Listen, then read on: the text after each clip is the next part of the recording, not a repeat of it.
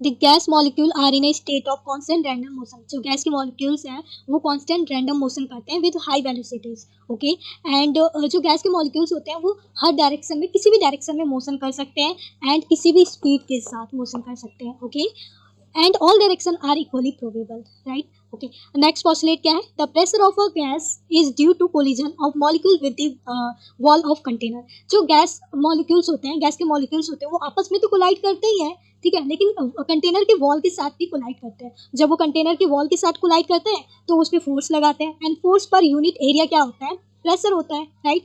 तो यहाँ पे यही बात कही है कि जो, ठीक है, pressure, the pressure of gas is due to collision of molecule with wall of container. Okay, right.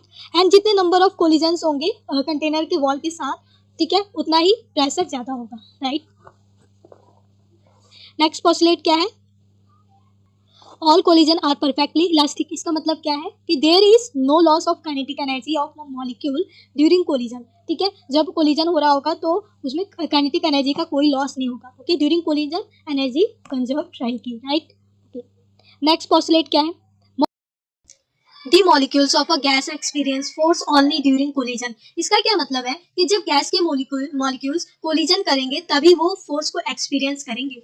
ठीक है, पहला कब करेंगे? जब वो आपस में कोलाइड करेंगे तब फोर्स को एक्सपीरियंस करेंगे। दूसरा, जब कंटेनर के वॉल के साथ कोलाइड करेंगे तब वो फोर्स को एक्सपीरियंस करेंगे। लेकिन हमें पता है कि इंटरमॉलिक्यूलर फोर्स ऑफ अट्रैक्शन भी होता है, बट यहाँ पे इसका क्या मतलब है?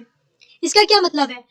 There is no intermolecular force of attraction among molecules. ठीक है, यहाँ पर इंटरमॉलिक्यूलर फोर्स ऑफ अट्रैक्शन को इग्नोर कर रहे हैं, ठीक है, लेकिन जो कि गलत है, बट अजम्पशन है, ऐसा अज्यूम किया है कि ऐसा होगा। Okay, right. नेक्स्ट पॉस्टुलेट क्या है? The average kinetic energy of a gas molecule is directly proportional to absolute temperature. ठीक है, जो काइनेटिक एनर्जी होता है, ठीक है, वो किसके डायरेक्टली प्रोपोर्शनल है? टेम्परेचर के। जैसे जैसे टेम्परेचर इंक्रीज होगा वैसे वैसे काइनेटिक एनर्जी भी इंक्रीज होगी। ओके, जो ठीक है, मतलब उसका मोशन तेज होगा, राइट। जो एवरेज काइनेटिक एनर्जी है गैस, ठीक है, एवरेज काइनेटिक एनर्जी है वो नेचर पे डिपेंड नहीं करता, किस पे डिपेंड करता है? केवल टेम्परेचर पे डिपेंड करता है, राइट। ओके, जब टेम्परेचर 0 केल्विन होगा, मतलब एब्सोल्यूट 0 टेम्परेचर पे, ठीक है, जो एब्सोल्यूट 0 पे जो मॉलिक्यूल है उसका मोशन क्या हो जाएगा? रुक जाएगा, वो मोशन नहीं करेगा, राइट। ओके, नेक्स्ट क्या है? All gases at a given temperature have the same average kinetic energy. Okay, तो एट पर्टिकुलर टेम्परेचर पर जो गैस के मॉलिक्यूल है उनका जो एवरेज काइनेटिक एनर्जी है वो सेम रहेगा। ठीक है, एट पर्टिकुलर टेम्परेचर पे एवरेज काइनेटिक एनर्जी है वो सेम रहेगा, राइट। नेक्स्ट क्या है? ओके, नेक्स्ट पॉस्टुलेट क्या है? Gravity is neglected. गैस के मॉलिक्यूल इतने लाइट होते हैं कि उन पे ग्रेविटी का कोई इफेक्ट नहीं पड़ता है।